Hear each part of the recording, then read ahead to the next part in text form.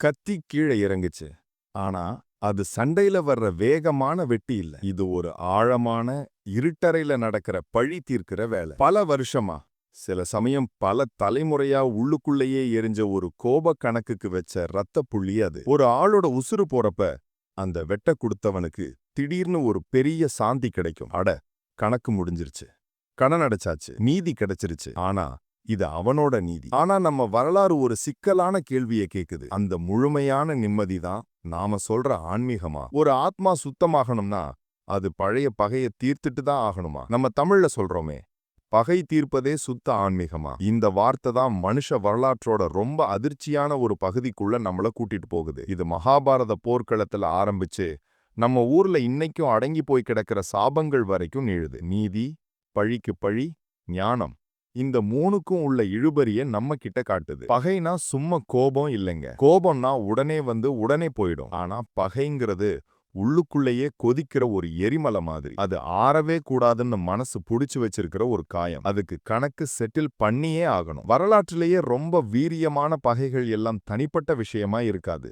அது குடும்ப பகையா, ஊர் பகையா, நாட்டு பகையா மாறிடும். அதுக்கப்புறம் அது ஒரு சடங்கு மாதிரி, ஆன்மீக கடமை மாதிரி ஆகிடும். மத்திய தரை கடலோரத்துல நடந்த ரத்த கணக்கு பழியெல்லாம் பாருங்க. ஒருத்தனை கொன்னுட்டா அந்த பழி வாங்குற கடமை அவனோட உசுரோட போகாது. அது அவனோட புள்ளைக்கு, தம்பிக்கு, மொத்த குலத்துக்கே மாறிடும். அது ஒரு புனிதமான சத்தியம். சமாதிக்கு பக்கத்துல வச்சு பேசிக்கிற ரகசிய ஒப்பந்தம். அந்த பழிய தீர்க்க தவறினா அது பயம் இல்ல, அது ஒரு ஆன்மீக தவறு, அவமானம் கூட. பழி வாங்காத ஆத்மா அமைதி இல்லாம சுத்திக்கிட்டு இருக்கும்னு நம்பினாங்க. பதிலுக்கு பதிலா ஒரு உசிரை எடுக்கிறது தான் அந்த ஊரோட, அந்த உலகத்தோட ஒழுங்க சரி செய்யற முக்கியமான சடங்கா பார்க்கப்பட்டது. இந்த உலகத்தை பொறுத்த வரைக்கும் பழிவாங்கிறது ஆன்மீகத்துக்கு எதிரானதில்ல, அதுதான் ஆன்மீகத்தோட அடிப்படைன்னு நம்பினாங்க. இது ஒரு பெரிய வரலாற்று புதிர். ஆயிரக்கணக்கான வருஷமா நம்ம நாட்டு ஆன்மீகம், புத்தம், இந்து மதம், மத்த எல்லாமே மன்னிப்பு, பற்றில்லாம இருக்கிறது, அஹிம்சைன்னு சொல்லுது. உலக விஷயத்துக்காக நாம ஏங்காம இருந்தாதான் சுதந்திரம் கிடைக்கும்னு சொல்லுது. ஆனா அதே நேரத்துல நம்ம எல்லா கலாச்சாரமும் ஒரு ஹீரோ கடைசியில ஜெயிக்கணும்னா ஒரு பெரிய பயங்கரமான பழிவாங்கலை செஞ்சுதான் ஆகணும்னு சொல்லுது. இந்த முரண்பாட ரொம்ப அழகா காட்டுறது நம்ம மகாபாரதம் கதைதான். இது ரெண்டு அண்ணந்தம்பி பசங்க சண்டை போடுற கதை மட்டும் இல்ல.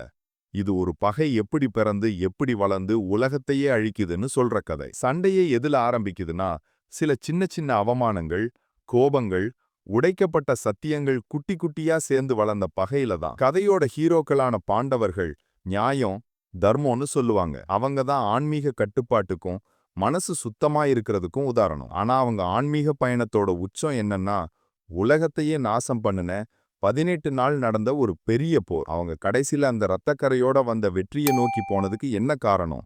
அவங்க நாட்டை திரும்பி பிடிக்கிறது மட்டும்தானா? திரௌபதிக்கு அந்த பகை தனிப்பட்டது, மறக்கவே முடியாதது உடம்புல பட்டது. அவ பொது சபையில இழுத்துட்டு வந்து அவமானப்படுத்தப்பட்டு கிட்டத்தட்ட துணிய உருவினாங்க. அந்த காரியத்தை செஞ்ச துரியோதனனோட தம்பி துச்சாதனனை கொன்னு அவனோட நெஞ்ச பிளந்து அவ ரத்தம் கிடைக்கிற வரைக்கும் தன் கூந்தல முடிக்கவே மாட்டேன்னு சபதம் செஞ்சா. இது சும்மா பேச்சில்ல, இது அவங்க குடும்பத்தோட மானம், மரியாதை எல்லாமே எதிர்காலத்துல நடக்க போற ஒரு கோரமான வன்முறை சம்பவத்தோட பிணைக்கப்பட்டிருக்குன்னு அர்த்தம். போர் முடிஞ்ச பிறகும் கடைசி காட்சிகள்ல இருக்கிறது சுத்தமான பழிவாங்கல் தான். பீமன் துச்சாதனனை வேட்டையாடி கொன்னு அவனோட கைய துண்டிச்சு திரௌபதி செஞ்ச சபதத்தை உண்மையிலேயே நிறைவேற்றுவான். துச்சாதனன் ரத்தத்தை எடுத்து திரௌபதியோட கூந்தல்ல தடவுவான். இந்த ஒரு காரியம் நடந்த பிறகுதான் அந்த கதாநாயகிக்கு ஒரு நிம்மதி கிடைக்கும். பகை தீர்க்கப்பட்டது. ஆனா அதுக்கு கொடுத்த விலை என்னன்னு பாருங்க. பாண்டவர்கள் ஜெயிச்சாங்க, ஆனா அவங்க வெற்றி சாம்பலா தான் இருந்தது. அந்த கதையோட இருண்ட முடிவு என்னன்னா, அவங்க எல்லாம் மலையேறி போவாங்க. தாழ்மையோட, களைப்போட, தனிமையோட. உலகத்துக்கான நீதியை பிடிச்சாங்க, ஆனா அவங்க தேடின ஆன்மீக அமைதி கிடைக்கவே இல்லை. அந்த பகையை தீர்த்தது உலக ஒழுங்குக்கு தேவையா, இல்லனா அது ஒரு ஆன்மீக தோல்வியா? இதுதான் அந்த கதை நம்மள கேக்குது. போராளியோட கடமைக்கும் சந்நியாசியோட வழிக்கும் உள்ள வித்தியாசத்தை இது தெளிவா காட்டுது. பகைனா சும்மா பழிவாங்கிற பெரிய சண்டைகள்ல மட்டும் எழுதல, அது மரியாதைங்கிற சத்தமில்லாத சட்டங்கள்லையும் வளர்ந்திருக்கு. 17ஆம் நூற்றாண்டு ஜப்பான்ல நடந்த 47 ரோனின்களின் கதை கௌரவமான பழிவாங்கலுக்கான ஒரு பெரிய கலாச்சார கதையா மாறிடுச்சு. அவங்க எஜமான் ஒரு அரசவை அலுவலரோட சண்டையினால செப்புக்கு சடங்கு தற்கொலை பண்ண வேண்டியதாயிடுச்சு. இப்ப எஜமான் இல்லாத அவமானப்பட்ட ரோனின்கள் ஒரு ரகசியமான புனிதமான சத்தியம் செஞ்சாங்க. அவங்க காத்துக்கிட்டு இருந்தாங்க. ஒரு வருஷத்துக்கு மேல சிதறி போய் மாறு வேடத்துல கஷ்டப்பட்டுக்கிட்டு இருந்தாங்க. ஆனா உள்ளுக்குள்ள தவிர்க்கவே முடியாத ஒரு பழிவாங்கல திட்டமிட்டுக்கிட்டு இருந்தாங்க. பழிவாங்கின முறை ரொம்ப அருமையா இருந்தது. ஒரு பனி நரவுல அவங்க அந்த அதிகாரி வீட்டுக்குள்ள புகுந்து அவனை பிடிச்சு அவனுக்கும் செப்புக்கு செய்ய ஒரு வாய்ப்பு கொடுத்தாங்க. அவன் மறுத்ததும் அவங்க அவனோட தலைய துண்டிச்சு நகரத்துல ஊர்வலமா வந்து அவங்க எஜமானோட கல்லறை மேல வச்சாங்க. அவங்க கடமை முடிஞ்சது. அவங்க எஜமானோட மானத்தை காப்பாத்தி அவங்களோட மானத்தையும் சமூகத்தோட ஒழுங்கையும் திரும்ப கொண்டு வந்தாங்க. ஆனா இங்கதான் ஒரு பெரிய ட்விஸ்ட் நடக்குது. அவங்க கௌரவ சட்டம் புஷிடோ படி நீதியோட நடந்துட்டாங்க. ஆனா ரத்த பழிவாங்கலுக்கு எதிரா இருந்த மன்னரோட சட்டத்தை மீறிட்டாங்க. மன்னரோட கவுன்சில் ரொம்ப கஷ்டமான ஒரு சிக்கல்ல மாட்டிக்கிச்சு. ரோனின்களை தண்டிச்சா விஸ்வாசங்கிற கொள்கையே அழிஞ்சிடும். இல்லன்னா அவங்களுக்கு மன்னிப்பு கொடுத்தா சட்டம் பலவீனமாயிடும். அவங்க எடுத்த முடிவு ரொம்ப துயரமானது. அந்த ரோனின்களை செப்புக்கு செய்ய அனுமதிச்சாங்க. இந்த ஒரு முடிவு மூலமா அவங்க பழிவாங்கினது ஒரு சாதாரண கொலையிலிருந்து விஸ்வாசம், நீதி, ஆன்மீக சுத்தம் நிறைந்த ஒரு உச்சபட்ச செயலா மாத்துனாங்க. அவங்க பகைய தீர்த்தாங்க. அதனால அவங்களுக்கு மரணமில்லா புகழ் கிடைச்சது. அந்த காலத்துல இருந்த வரலாற்று சேனல் சொல்லியிருக்கோம், பகை தீர்ப்பது தான் அவங்க ஆன்மீக சமூக விமோச்சனத்துக்கு தேவைன்னு. ஆனா உலகத்தையே மாற்றின முக்கியமான ஆட்கள் இதுக்கு நேரா ஒரு பதிலடி கொடுத்தாங்க. அவங்க என்ன சொல்றாங்கன்னா, கணக்கு தீர்க்கிறது அந்த சுழற்சியை நீளமாக்குமே தவிர முடிக்காதுன்னு. இயேசுநாதர் சொன்ன மலைப்பிரசங்கத்தை பாருங்க. அவர் பல்லுக்கு பல், கண்ணுக்கு கண்ணுங்கிற பழைய சட்டத்தை வேண்டாம்னு சொல்லி அதுக்கு பதிலா ஒரு ஆபத்தான கட்டளைய வச்சாரு. மறு கண்ணத்தையும் காட்டு. இது பகையோட ஆன்மீக நியாயத்தை நேருக்கு நேர் எதிர்க்குது.